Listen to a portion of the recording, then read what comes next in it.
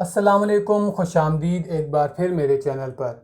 آج کی اس ویڈیو میں ہم جانیں گے کہ ان صحابہ نے کیوں صلح حدیبیہ کے معاہدے کی خلاف ورزی کی اور کیوں سمندر کے کنارے جا کے ایک جنگل میں جا بسے اور وہاں سے کفار مکہ کے قافلوں کو روکتے اور ان سے لڑ کر مقابلہ کرتے اور ان سے مال غنیمت حاصل کرتے۔ تو یہ سب جانیں گے ہم آج کی اس ویڈیو میں۔ تو جن لوگوں نے سبسکرائب نہیں کیا، سبسکرائب کریں، لائک کریں اور شیئر کریں۔ تو شروع کرتے ہیں آج کی ویڈیو۔ یہ واقعہ شروع ہوتا ہے دو صحابہ سے جن کا نام ہے ابو جندل اور ابو بصیر رضی اللہ عنہ۔ 2 ہجری میں حضور اقدس صلی اللہ علیہ وسلم عمرے کے ارادے سے مکہ تشریف لے جا رہے تھے۔ کفار مکہ کو اس کی خبر ہوئی اور وہ اس خبر کو اپنی ذلت سمجھے، اس لیے مزاحمت کی اور حدیبیہ میں آپ صلی اللہ علیہ وسلم کو رکنا پڑا۔ جانثار صحابہ رضی اللہ عنہ 7 تھے جو حضور صلی اللہ علیہ وسلم پر جان قربان کرنا فخر سمجھتے تھے اور وہ لڑنے کے لیے تیار ہو گئے، مگر حضور صلی اللہ علیہ وسلم نے مکہ والوں کی خاطر لڑنے کا ارادہ نہ فرمایا اور صلح کی کوشش کی، اور باوجود صحابہ رضی اللہ عنہ کی لڑائی پر مستعدی اور بہادری کے حضور اکرم صلی اللہ علیہ وسلم نے کفار کی اس قدر رعایت فرمائی کہ ان کی ہر شرط کو قبول فرما لیا۔ صحابہ رضی اللہ عنہ کو اس طرح دب کر صلح کرنا بہت ہی ناگوار تھا، مگر حضور صلی اللہ علیہ وسلم کے ارشاد کے سامنے کیا ہو سکتا تھا کہ جانثار تھے اور فرما بردار بھی تھے، اس لیے حضرت عمر رضی اللہ عنہ جیسے بہادروں کو بھی دبنا پڑا۔ صلح میں جو شرطیں طے ہوئی تھیں ان شرطوں میں سے ایک شرط یہ بھی تھی کہ کافروں میں سے جو شخص اسلام لائے اور ہجرت کرے مسلمان اس کو مکہ واپس کر دیں، اور مسلمانوں میں سے خدا نخواستہ اگر کوئی شخص مرتد ہو کر چلا آئے تو وہ واپس نہ کیا جائے۔ یہ صلح نامہ ابھی پورا لکھا بھی نہیں گیا تھا۔ حضرت ابو جندل رضی اللہ عنہ ایک صحابی تھے جو اسلام لانے کی وجہ سے طرح طرح کی تکلیفیں برداشت کر رہے تھے اور زنجیروں میں بندھے ہوئے تھے۔ اس حالت میں گرتے پڑتے مسلمانوں کے لشکر میں اس امید پر آ پہنچے کہ ان لوگوں کی حمایت میں جا کر اس مصیبت سے چھٹکارا پاؤں گا۔ ان کے باپ سہیل رضی اللہ عنہ جو اس صلح نامہ میں کفار کی طرف سے وکیل تھے، وہ اس وقت تک مسلمان نہیں ہوئے تھے، فتح مکہ میں مسلمان ہوئے تھے۔ انہوں نے صاحبزادے کو تمانچے مارے اور انہیں واپس لے جانے پر اصرار کیا۔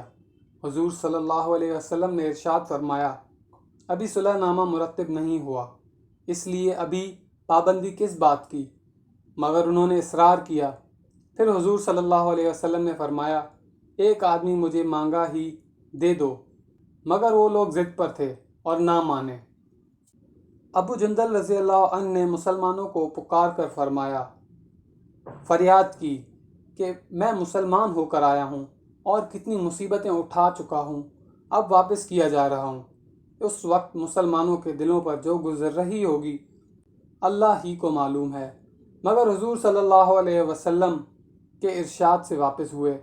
حضور صلی اللہ علیہ وسلم نے تسلی فرمائی اور صبر کرنے کا حکم دیا اور فرمایا، حق تعالیٰ تمہارے لیے راستہ نکالیں گے۔ صلح نامہ مکمل ہو جانے کے بعد ایک دوسرے صحابی ابو بصیر رضی اللہ عنہ بھی مسلمان ہو کر مدینہ منورہ پہنچے۔ کفار نے ان کو واپس بلانے کے لیے 2 آدمی بھیجے۔ حضور اقدس صلی اللہ علیہ وسلم نے جب وعدہ واپس فرمایا، ابو بصیر رضی اللہ عنہ نے عرض بھی کیا، یا رسول اللہ صلی اللہ علیہ وسلم، میں مسلمان ہو کر آیا ہوں، مجھے کفار کے پنجے میں نہ بھیجیں۔ آپ صلی اللہ علیہ وسلم نے ان سے بھی صبر کرنے کا ارشاد فرمایا کہ ان قریب تمہارے لیے راستہ کھلے گا۔ یہ صحابی رضی اللہ عنہ ان دونوں کافروں کے ساتھ واپس ہوئے۔ راستے میں ان سے ایک سے کہنے لگے کہ یار تیری یہ تلوار تو بڑی نفیس معلوم ہوتی ہے۔ شوخی باز آدمی ذرا سی بات میں ہی پھول جاتا ہے۔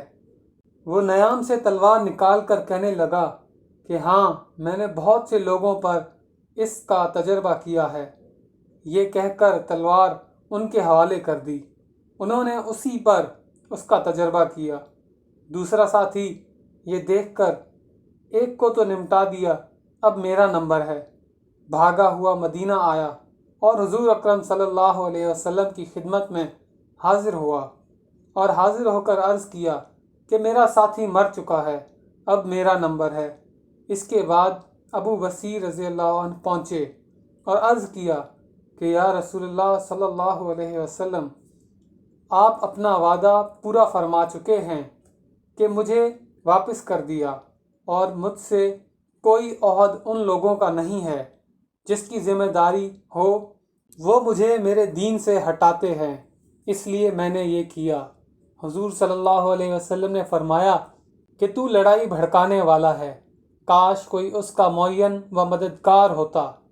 وہ اس کلام سے سمجھ گئے کہ اب بھی اگر کوئی میری طلب میں آئے گا تو میں واپس کر دیا جاؤں گا، اس لیے وہ وہاں سے چل کر سمندر کے کنارے ایک جگہ آ پڑے۔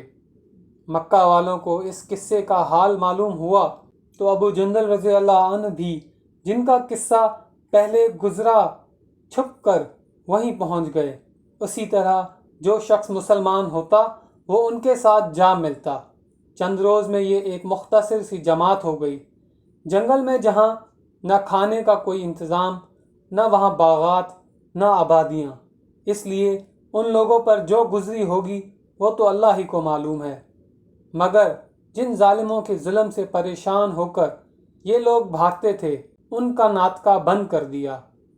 جو قافلہ ادھر کو جاتا اس سے مقابلہ کرتے اور لڑتے، حتیٰ کہ کفار مکہ نے پریشان ہو کر حضور صلی اللہ علیہ وسلم کی خدمت میں عاجزی اور منت کر کے اللہ کا اور رشتہ داری کا واسطہ دے کر آدمی بھیجا کہ اس بے سری جماعت کو آپ صلی اللہ علیہ وسلم اپنے پاس بلا لیں،